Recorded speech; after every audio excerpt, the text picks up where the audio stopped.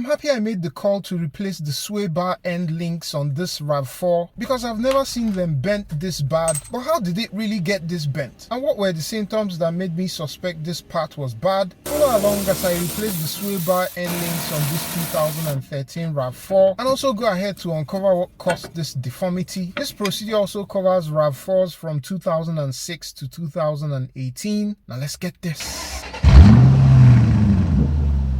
First thing is to chop the front wheel and then move in the floor jack and lift the rear of the vehicle. You may be asking what made me suspect the sway bar links was bad on this car, and that's simply because the rear was giving out these loud bangs for the smallest of bumps, and on these Rav4s that's typically a sign of worn end links. By the way, I might use sway bar links or sway bar end links depending on what side of the world you come from. Just know I'm referring to the same part. Move the jack stands into place and support the weight of the vehicle, and let's go ahead to get the first look on the parts, and that's the one on the passenger or the right side of the vehicle. I'm moving over to the other end. Here's the one on the driver's side. First thing is to spray some WD-40 or other penetrating spray. After some penetration time, I decided to start with the right side, which is the more difficult one to remove on this vehicle, just due to the proximity of the subframe and the exhaust, as well as the coil spring which you have to the right that just blocks off direct access to the nut. It's a 17mm nut. I tried a couple of things here, but the limited space was quite tight. However, I was able to get it moving with the double wrench technique. Just a small word of advice here: I don't think you should consider starting this job if you don't have a ratcheting combination wrench. If you do, you might just be in for a world of pain or spend much longer than is required on this job. You can make those small tiny adjustments that your regular combination wrench just can't. I had to bring in this universal joint socket swivel after I got the nut moving, and I highly advise getting this adapter. Also, an electric ratchet is going to make your life a lot easier. By the way, the links to all the tools are going to be down below just in case you want to check any of them out. Nut is almost off, and at this point you want to leave it still attached and then go down to the lower 14mm bolt. If you disconnect the end link from the sway bar, the whole sway bar link might just start spinning on you. I'm not on a lift, and so I don't have the highest of ground clearance, and so again the U-joint works quite well with this 14mm deep socket and my Ryobi impact wrench. This is proving a bit more challenging to unscrew due to the bent stud, but we get there in the end. I can then remove the nut. You can already tell that this wasn't a happy sway bar link. Don't forget to fish for the old backing plate and the bushing, as they usually fall into the subframe. And then I head over to the left side of the vehicle and do the same thing. Cracked the 17mm nut loose, remove the lower 14mm nut, and then took off the 17mm nut. Again, I had to use the socket swivel due to space constraints. Just to mention that I've been lucky on this job and the ball joint in the end link hasn't spun on me. If that happens, you're going to need either locking pliers or a Torx wrench to hold it down, just as I'm doing here. Before I fit the new sway bar links, here's why the one on the left was bent so bad. You can see that the tread on this side is clearly damaged, and that tells me it must have caught on something, perhaps going over an obstacle or a deep pothole, and rather than backing off, the driver just pushed through it. Honestly, I'm not a fan of this Toyota design where the studs extend a considerable distance under the car. This is going to catch on a lot of things. Today I'm using these Mevotech replacement sway bar links. Interestingly, there wasn't actually any play on the ball joints of the old end links. The new ones already come assembled, and that's how it's supposed to go on the car. But to start, you have to remove this lower backing plate and the bushing, which I have to note is smaller than the OEM. Let's go ahead and fit this on the vehicle. As I fit this, just remember that the top stud of the sway bar link should be facing towards the coil spring and not away from it. With that mounted, we can now go ahead and install the lower bushing as well as the backing plate. There's a sitting area for the bushing inside the subframes. Make sure it fits. Essentially, this lip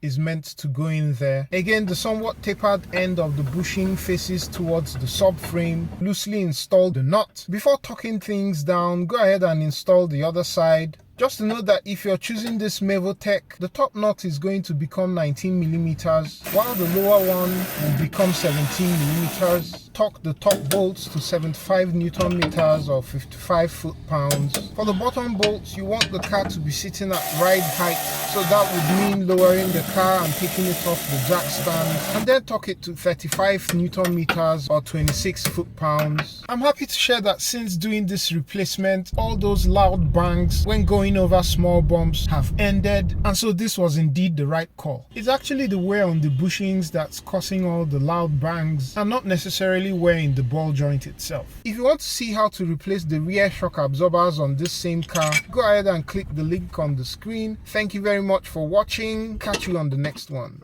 Peace.